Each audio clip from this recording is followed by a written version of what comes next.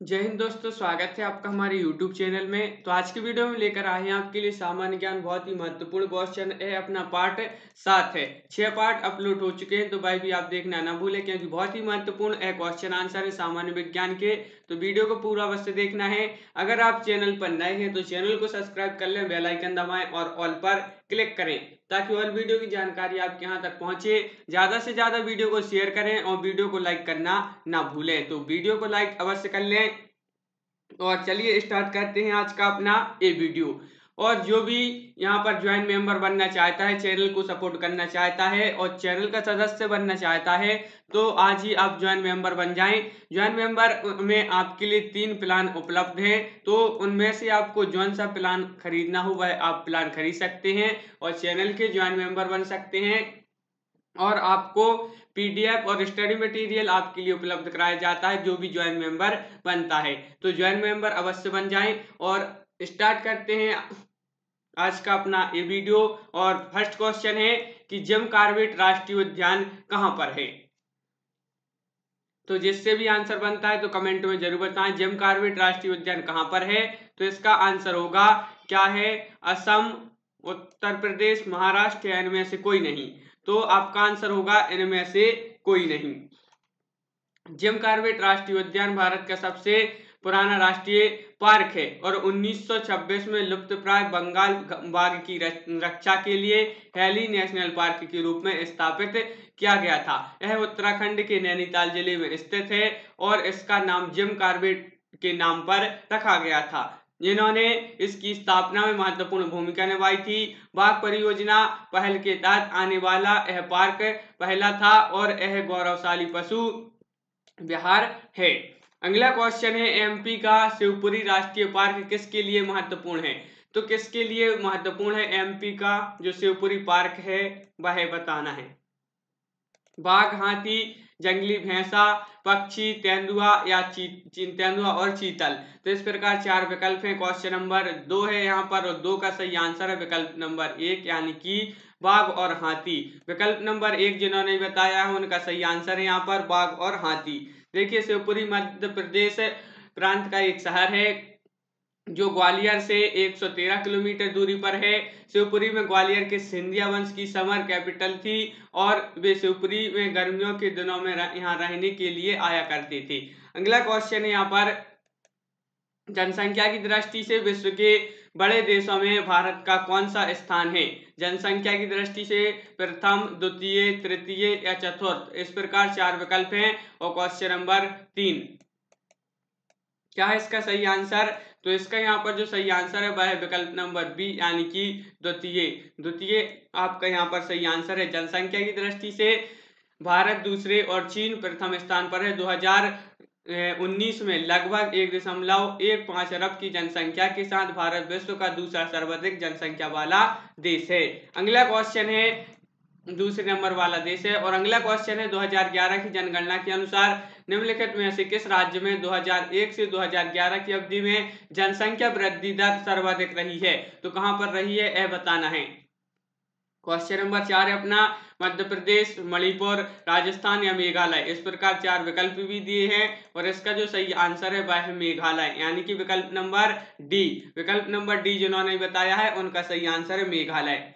मेघालय पूर्वोत्तर भारत के एक राज्य है। जनगणना 2011 की प्रावधानिक रिपोर्ट के अनुसार यहाँ सभी 7 उत्तर पूर्वी राज्यों में से मेघालय में 27.82% की उच्चतम दशक की जनसंख्या वृद्धि दर्ज की गई है। अगला क्वेश्चन है क्या है कि भारत की बीमारू राज्यों में सबसे घना आबाद राज्य है तो कौन सा है। क्वेश्चन नंबर 5 है आपका, सभी लोग बताएं जल्दी से आंसर क्वेश्चन नंबर 5 का। बिहार, मध्य प्रदेश, राजस्थान या उत्तर प्रदेश। भारत के बीमारू राज्यों में से सबसे घना आबाद राज्य है तो आपका यहाँ पर सही आंसर है विकल्प नंबर यानी कि 1 यानी कि क्या है बिहार। बिहार आपका यहाँ पर राइट आंसर है विकल्प नंबर 1। बीमारू शब्द मूलतः भारत के 4 राज्य बिहार, मध्य प्रदेश, राजस्थान और उत्तर प्रदेश के अंग्रेजी नाम के पहले अक्षर से गढ़ा गया एक शब्द है। इस शब्द का सर्वप्रथम प्रयोग आशीष बोस ने 1980 के दशक में किया था। अगला क्वेश्चन है, पूर्ण साक्षरता हेतु कितने प्रतिशत जनसंख्या को साक्षर होने का न्यूनतम मानदंड निश्चित किया गया है। क्वेश्चन नंबर 6 अपना यहाँ पर क्या है इसका सही आंसर, और इसका सही आंसर है यहाँ पर विकल्प नंबर क्या है बी, यानी कि 90%। 90% विकल्प नंबर बी यहाँ पर सही आंसर है। देखिए, पूर्ण साक्षरता हेतु 90% जनसंख्या को साक्षर होने का न्यूनतम मानदंड निश्चित किया गया है। भारत में 3 राज्य 90% से अधिक साक्षरता वाले हैं, केरल, लक्षद्वीप और मिजोरम। अगला क्वेश्चन है क्या है कि भारत में जनसंख्या वृद्धि के इतिहास में कौन सा वर्ष महाविभाजन का वर्ष कहलाता है। कौन सा वर्ष महाविभाजन का वर्ष कहलाता है, यह बताना है। तो इसका जो सही आंसर है आपका वह है विकल्प नंबर डी, यानी कि 1921 ईस्वी। 1921 आपका यहाँ पर सही आंसर है। जनांकीय अंतराल शब्द जन्म तथा मृत्यु दर के बीच अंतर को सूचित करता है, जबकि जन्म और मृत्यु के बीच काफी अंतराल हो जाता है तो उसे जनसंख्या महाविभाजन के रूप में जाना जाता है। वर्ष 1921 में जनांकीय विभाजन वर्ष माना जाता है 2021 को। अगला क्वेश्चन है 1921 को। अगला क्वेश्चन है, भारत में जनसंख्या के अनुसार तीसरा एवं क्षेत्रफल में 12वां राज्य है, बताना है कौन सा है। महाराष्ट्र, मध्य प्रदेश, कर्नाटक या बिहार। क्वेश्चन नंबर 8 है अपना यहाँ पर, और इसका यहाँ पर जो सही आंसर है वह है विकल्प नंबर डी, यानी कि बिहार। देखिए, भारत में जनसंख्या के अनुसार तीसरा और क्षेत्रफल में 12वां राज्य है, कौन सा है, बिहार।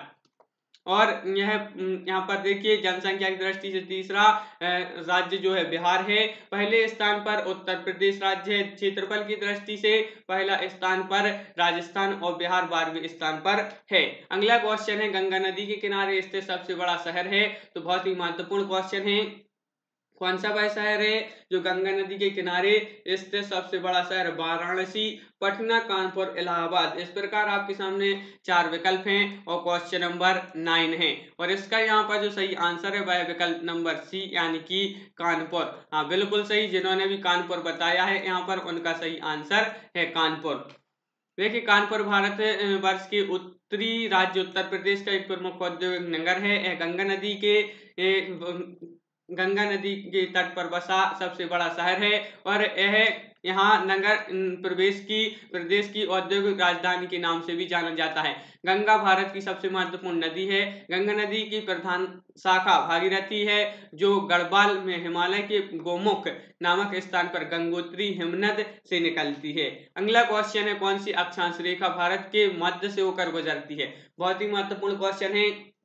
क्वेश्चन नंबर 10 है अपना यहाँ पर, तो क्या है, कर्क रेखा, मकर रेखा, विषुवत रेखा या आर्कटिक रेखा। तो वह कौन सी रेखा है, अक्षांश रेखा जो भारत के मध्य से होकर गुजरती है। तो इसका सही आंसर है विकल्प नंबर 1, बिल्कुल सही, कर्क रेखा। कर्क रेखा जिन्होंने नहीं बताया विकल्प नंबर 1, उनका सही आंसर है विकल्प नंबर 1, याद रखना है। देखिए, भारत के मध्य से होकर कर्क रेखा गुजरती है। भारत में कर्क रेखा 8 राज्यों से होकर गुजरती है। वह 8 राज्य कौन कौन से, देखिए, गुजरात, राजस्थान, मध्य प्रदेश, छत्तीसगढ़, झारखंड, पश्चिम बंगाल, त्रिपुरा और मिजोरम। यहाँ से कर्क रेखा गुजरती है। आपके लिए याद रखना है कि कर्क रेखा भारत में कितने राज्यों से होकर गुजरती है, तो 8 राज्यों से। वह राज्य इस प्रकार दिए हैं। अगला क्वेश्चन है, निम्नलिखित में से किस देश के साथ भारत की अंतर्राष्ट्रीय सीमा नहीं लगती है यहाँ पर, तो बताइए। पाकिस्तान, बांग्लादेश, भूटान या श्रीलंका। तो नहीं लगती है, तो किस देश के साथ नहीं लगती है, यह बताना है। तो बिल्कुल सही, जिन्होंने भी विकल्प नंबर डी बताया है उनका सही आंसर है श्रीलंका। श्रीलंका यहाँ पर सही आंसर है। देखिए, श्रीलंका हिंद महासागर से चारों ओर से घिरा हुआ एक द्वीप पर बसा हुआ देश है। इसके उत्तर में भारत है। इसके अलावा इसके आसपास कोई भी देश नहीं है। इसका अंतर्राष्ट्रीय इतिहास भी काफी बड़ा है, और यह सार्क की स्थापना करने वाले सदस्यों में से भी है। अगला क्वेश्चन है, दक्षिण गंगोत्री क्या है। प्रायद्वीपीय भारत की एक नदी, भारतीय नौसेना का युद्धक जलपोत, या उत्तरी ध्रुव में स्थापित भारतीय वैज्ञानिक अनुसंधान केंद्र, या अंटार्कटिका में स्थापित भारतीय वैज्ञानिक अनुसंधान केंद्र। तो इसका सही आंसर है विकल्प नंबर डी। बिल्कुल सही, विकल्प नंबर डी जिन्होंने बताया है उनका यहाँ पर सही आंसर है विकल्प नंबर डी। देखिए दक्षिण दक्षिण गंगोत्री अंटार्कटिक महाद्वीप में भारत का पहला स्टेशन है जो तत्कालीन प्रधानमंत्री श्रीमती इंदिरा गांधी द्वारा भारतीय विज्ञान को बढ़ावा देने एवं ध्रुवीय अनुसंधान के लिए 1984 में स्थापित किया गया। कब किया गया? 1984। अगला क्वेश्चन है राज्य समूह जिनसे मणिपुर की सीमाएं लगी हुई हैं। तो राज्य समूह बताना है जिनसे मणिपुर की सीमाएं लगी हुई हैं। मेघालय, मिजोरम, त्रिपुरा, नागालैंड, मिजोरम, मेघालय, या नागालैंड, असम, मिजोरम, नागालैंड, मेघालय या त्रिपुरा। तो इस प्रकार आपके सामने क्वेश्चन नंबर 13 है और 13 के यहाँ पर जो सही आंसर है वह है विकल्प नंबर सी। विकल्प नंबर सी में क्या है? नागालैंड, असम और मिजोरम, यह मणिपुर की सीमाएं लगी हुई हैं इनसे, इन राज्य समूह से। अगला क्वेश्चन यहाँ पर क्या है देखिए, उत्तर भारत में उप हिमालय क्षेत्र के सहारे फैले समतल मैदान को क्या कहा जाता है? तराई, दून या खादर, भावर। तो क्वेश्चन नंबर 14 का यहाँ पर सही आंसर है विकल्प नंबर डी। क्या है? भावर। भावर जिन्होंने बताया उनका सही आंसर है विकल्प नंबर डी। भावर एक प्रकार का पथरीला क्षेत्र है जो हिमालय तथा गंगा नदी के मैदान के बीच पाया जाता है। इस क्षेत्र में पर्वतीय भाग से नीचे आने वाली नदियों में ने लगभग 8 किलोमीटर की चौड़ाई में कंकड़ों तथा पत्थरों का जमाव कर दिया है। अगला क्वेश्चन है निम्नलिखित में से कौन सा भारत का प्रबल द्वीप समूह है? तो कौन सा है बताइए? अंडमान निकोबार या मिनिकॉय या लक्षद्वीप। तो यहाँ पर सही आंसर है लक्षद्वीप। लक्षद्वीप यानी कि विकल्प नंबर डी जिन्होंने बताया है उनका सही आंसर है लक्षद्वीप। देखिए लक्षद्वीप 36 द्वीपों के समूह अपने सुंदर और सूरज चुंबन वाले समुद्र तटों और हरे भरे हुए परिदृश्य के लिए जाना जाता है। यह मलयालम और संस्कृत में लक्षद्वीप का अर्थ है 100,000 द्वीप। अगला क्वेश्चन है हिमालय की उत्पत्ति किस भू सन्निधि से हुई है? तो क्वेश्चन नंबर आपका यहाँ पर 16 है, बहुत ही महत्वपूर्ण क्वेश्चन है और इसका सही आंसर है यहाँ पर टेथीज। टेथीज विकल्प नंबर 1 जिन्होंने बताया है उनका सही आंसर है बिल्कुल सही, विकल्प नंबर 1। अगला क्वेश्चन है हिमालय का दूसरा सबसे ऊंचा पर्वत शिखर कंचनजंगा भारत के किस राज्य में स्थित है? तो बहुत ही महत्वपूर्ण क्वेश्चन है। कंचनजंगा आपसे पूछा है, असम में है, कहां पर है बताना है, जल्दी से बताएं। उत्तराखंड में, सिक्किम में या हिमाचल प्रदेश में। तो क्वेश्चन नंबर 17 के यहाँ पर जो सही आंसर होगा वह है आपका विकल्प नंबर सी यानी कि सिक्किम। सिक्किम बिल्कुल सही, जिन्होंने भी सिक्किम बताया उनका सही आंसर है। कंचनजंगा विश्व की तीसरी सबसे ऊंची पर्वत चोटी है। यह सिक्किम के उत्तर पश्चिम भाग में नेपाल की सीमा पर है। कंचनजंगा की नाम जो है यह इसकी उत्पत्ति तिब्बती के 4 मूल शब्दों से हुई थी। अगला क्वेश्चन है नंदा देवी शिखर स्थित है, तो कहां पर स्थित है बताना है। क्वेश्चन नंबर 18 है अपना यहाँ पर। हिमाचल प्रदेश में, उत्तराखंड में, उत्तर प्रदेश में, सिक्किम में। तो सभी लोग बताएं जो जिससे भी आंसर बनता है तो जल्दी से कमेंट में आंसर लिखते जाएं, क्या होगा इसका सही आंसर। सभी लोग वीडियो को लाइक कर लें, अगर अभी तक आपने वीडियो को लाइक नहीं किया है तो एक बार वीडियो को लाइक अवश्य कर लें और चैनल को सब्सक्राइब कर लें। और नंदा देवी शिखर जो स्थित है यह स्थित है कहां पर? आपका सही आंसर है विकल्प नंबर बी यानी कि उत्तराखंड में। विकल्प नंबर बी जिन्होंने बताया है उनका सही आंसर है उत्तराखंड में। देखिए नंदा देवी पर्वत भारत की दूसरी एवं विश्व की 23वीं सर्वोच्च चोटी है। इसे ऊंची और देश में सर्वोच्च चोटी कंचनजंगा है। और नंदा देवी शिखर हिमालय पर्वत श्रृंखला में भारत के उत्तरांचल राज्य में पूर्व में गौरीगंगा तथा पश्चिम में ऋषिगंगा घाटियों के बीच स्थित है। अगला क्वेश्चन है निम्नलिखित में से कौन सा दर्रा पश्चिमी घाट पर्वतमाला में स्थित नहीं है? नहीं है तो यह बताना है।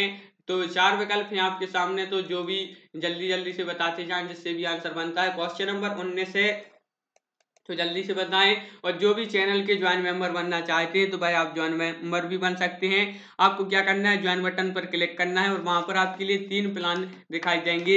एक है gold plan, silver plan. Silver plan आपका 19 का है और गोल्ड प्लान है 59 का और डायमंड प्लान जो है वह 2019 का है। तो इस प्रकार आपके पास 3 प्लान दिए गए हैं, तो आप जो भी प्लान खरीदना चाहते हैं वह आप खरीद सकते हैं। यहाँ पर पे करने पड़ते हैं, जो भी आप प्लान खरीदेंगे तो उस हिसाब से तो आप यहाँ पर चैनल को सपोर्ट कर सकते हैं। और आपके लिए पीडीएफ जो स्टडी मटेरियल रहता है वह सभी आपके लिए उपलब्ध कराया जाता है। आपको एक अलग से ग्रुप बनाया जाता है जिसमें आपके लिए शामिल किया जाता है।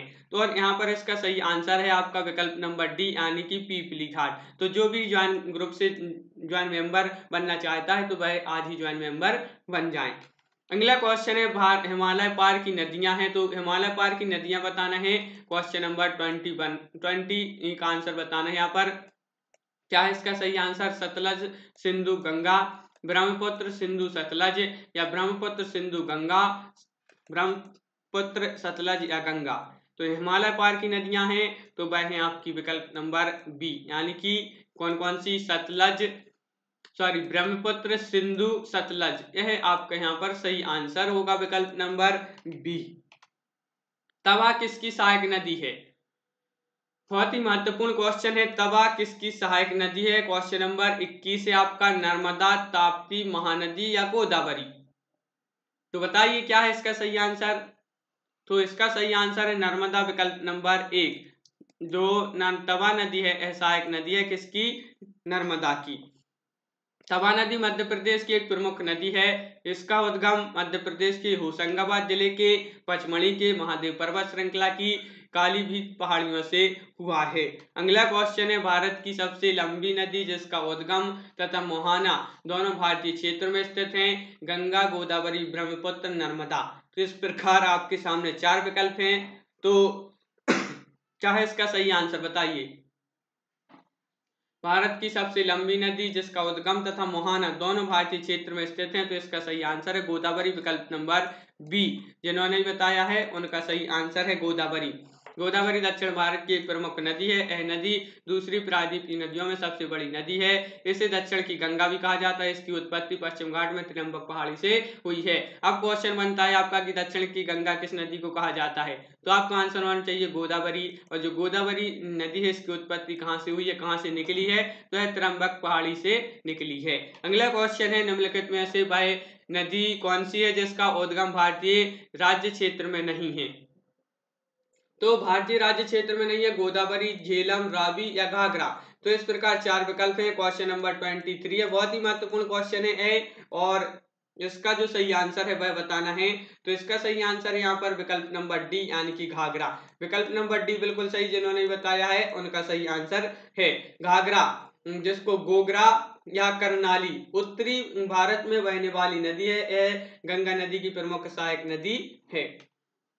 प्रायद्वीपीय भारत की सबसे बड़ी नदी कौन सी है? तो यहाँ पर प्रायद्वीपीय भारत की बताना है गंगा, नर्मदा, महानदी या गोदावरी। तो इस प्रकार आपके सामने 4 विकल्प है। क्वेश्चन नंबर 24 है, तो क्या होगा इसका सही आंसर? प्रायद्वीपीय भारत की सबसे बड़ी नदी है तो वह है क्या है? गोदावरी, यानी कि विकल्प नंबर डी बिल्कुल सही। जिन्होंने भी डी बताया है उनका सही आंसर है गोदावरी। सबसे बड़ी प्रायद्वीपीय नदी होने के कारण गोदावरी इस इलाके में खेती के लिए खास तौर पर महत्वपूर्ण है। अगला क्वेश्चन है निम्नलिखित नदियों में से किसको दक्षिण भारत की गंगा कहा जाता है? देखिए अब दक्षिण भारत की गंगा किसको कहा जाता है? बहुत ही महत्वपूर्ण क्वेश्चन है। कावेरी, कृष्णा, गोदावरी या नर्मदा? तो यहाँ पर सही आंसर है गोदावरी। आपको हमने आगे भी बता दिया था कि इस नदी है जो इसको दक्षिण की गंगा भी कहा जाता है। और इसका जो गोदावरी नदी है यह आपका सही आंसर है। गोदावरी नदी को दक्षिण की गंगा कहा जाता है और गोदावरी को वृद्ध गंगा भी कहा जाता है। यह भी आपके लिए याद रखना है। गोदावरी दक्षिण भारत की सबसे बड़ी नदी है जिसकी लंबाई कितनी है? 1465 किलोमीटर। गोदावरी नासिक जिले की त्र्यंबक गांव की एक पहाड़ी से निकलती है और बंगाल की खाड़ी में जाकर गिरती है। तो यह जो है बंगाल की खाड़ी में गिर जाती है। और यहाँ पर अगला क्वेश्चन है रानी लक्ष्मीबाई बांध अवस्थित है तो कहाँ पर है? बेतवा नदी पर, केन नदी पर, रिहंद नदी पर, टोंस नदी पर। क्वेश्चन नंबर 26 से आपका यहाँ पर जल्दी से बता दें आंसर इसका क्या होगा। रानी लक्ष्मीबाई बांध अवस्थित है तो यहाँ पर सही आंसर है विकल्प नंबर 1 यानी कि बेतवा नदी पर। बेतवा नदी यानी कि विकल्प नंबर एक यहाँ पर आपका सही आंसर है। यह उत्तर प्रदेश की एक नहर है। झांसी जिले में बेतवा नदी पर माता टीला स्थान निर्मित। माता टीला बांध से यहाँ पर गुरसराय और मंदर नामक दो नहरें निकाली गई हैं, जो हमीरपुर और जालौन जिलों की लगभग 2.64 लाख एकड़ भूमि को सिंचती हैं। अगला क्वेश्चन है, लोनार झील किस राज्य में अवस्थित है? तो जो लोनार झील है एक बताना है, उड़ीसा में, राजस्थान में, महाराष्ट्र में या उत्तराखंड में। क्वेश्चन नंबर 27 आपका बहुत ही महत्वपूर्ण क्वेश्चन है। 4 विकल्प भी दिए गए हैं आपको साथ में, और इसका सही आंसर है विकल्प नंबर सी, बिल्कुल सही। जिन्होंने भी सी बताया है उनका सही आंसर है यानी कि महाराष्ट्र। लोनार झील महाराष्ट्र के बुलढाणा जिले में स्थित एक खारे पानी की झील है। यह भी आपके लिए याद रखना है, खारे पानी की झील है। इसका निर्माण एक उल्कापिंड के पृथ्वी से टकराने के कारण हुआ था, यह भी याद रखना है। अगला क्वेश्चन है, जोगियाकर सुप्पा जलप्रपात का नया नाम क्या है? तो बताइए। सरदार पटेल जलप्रपात, महात्मा गांधी जलप्रपात, जवाहरलाल नेहरू जलप्रपात, इंदिरा गांधी जलप्रपात। 4 विकल्प हैं आपके सामने। क्वेश्चन नंबर 28, तो जोगियाकर सुप्पा जो जलप्रपात है इसका नया नाम है महात्मा गांधी जलप्रपात। विकल्प नंबर बी आपका यहाँ पर सही आंसर होगा। जोगियाकर सुप्पा जलप्रपात का नया नाम महात्मा गांधी जलप्रपात है। जोग प्रताप जो प्रपात है यह कर्नाटक में शरावती नदी पर है, और यह चारों छोटे छोटे प्रपातों राजा राकेट रोरर और दामबलाचे से मिलकर बना है। इसका जल 253 मीटर की ऊंचाई से गिरकर बड़ा सुंदर दृश्य उपस्थित करता है। इसका अन्य नाम क्या है? जेरसप्पा भी है। अगला क्वेश्चन है, भारत की सबसे बड़ी बहुउद्देशीय नदी घाटी परियोजना कौन सी है? तो 4 विकल्प हैं आपके सामने। क्वेश्चन नंबर 29, भारत की बताना है, भारत की सबसे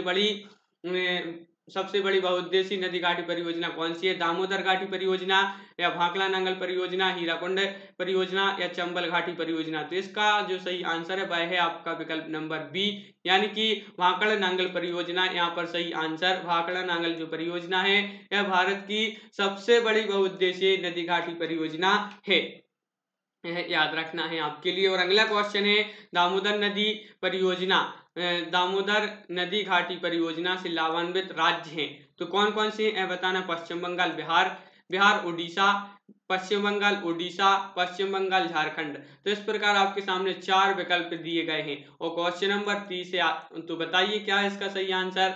दामोदर नदी घाटी परियोजना से लाभान्वित राज्य हैं तो वह कौन कौन सी राज्य हैं? तो यहाँ पर आपका सही आंसर होगा विकल्प नंबर डी, यानी कि क्या है? पश्चिम बंगाल और झारखंड। बिल्कुल सही, जिन्होंने भी डी बताया है उनका सही आंसर है। देखिए, दामोदर पश्चिम बंगाल तथा झारखंड में बहने वाली एक नदी है। इस नदी के जल से एक महत्वाकांक्षी पनबिजली परियोजना दामोदर घाटी परियोजना चलाई जाती है, जिसका नियंत्रण डीवीसी करती है। दामोदर नदी झारखंड के छोटा नागपुर क्षेत्र से निकलकर पश्चिम बंगाल में पहुंचती है। हुगली नदी के समुद्र में गिरने की पूर्व यह उससे मिलती है। तो यह आपके लिए याद रखना है। और आज के वीडियो के लिए बस इतने ही क्वेश्चन लिए थे। 30 बहुत ही महत्वपूर्ण क्वेश्चन थे। अपनी हर रोज यह क्लास होती है सुबह 7:30 बजे, तो रोज आए। बहुत ही महत्वपूर्ण क्वेश्चन इसमें लाए जाते हैं, सामान्य ज्ञान के, इंडिया जीके। तो वीडियो को सभी लोग लाइक कर लें, चैनल को सब्सक्राइब कर लें, बेल आइकन दबाएं और ऑल पर क्लिक करें ताकि ऑल वीडियो की जानकारी आपके यहाँ तक पहुंचे। और ज़्यादा से ज़्यादा वीडियो को शेयर करें। और जो भी चैनल को जो है ज्वाइन मेंबर बनना चाहता है चैनल के, तो आप ज्वाइन मेंबर भी बन सकते हैं। क्या करना है आपको आपके लिए 3 प्लान उपलब्ध हैं, जिसमें से आपका पहला प्लान है सिल्वर, 29 रुपये का है। गोल्ड प्लान 59 रुपये का है। और डायमंड जो प्लान है 119 रुपये का है। तो आप जो भी प्लान यहाँ पर खरीदना चाहते हैं तो आप कोई सा भी प्लान खरीद सकते हैं। और यहाँ पर आप जब ज्वाइन मेंबर बन जाएंगे तो आपको ज्वाइन ग्रुप में जोड़ दिया जाएगा, जहाँ पर बहुत सारा स्टडी मटेरियल आपके लिए पीडीएफ से संबंधित जो भी रहता है आपके लिए उपलब्ध कराया जाता है। तो आज ही आप ज्वाइन मेंबर बन जाएं। और बहुत ही महत्वपूर्ण यह क्वेश्चन है। और यह वीडियो आपके लिए कैसा लगा कमेंट में जरूर बताएं। और सभी लोग वीडियो को लाइक अवश्य कर लें। तो आज की वीडियो में बस इतना ही, फिर मिलते हैं एक नई वीडियो के साथ। तब तक के लिए जय हिंद।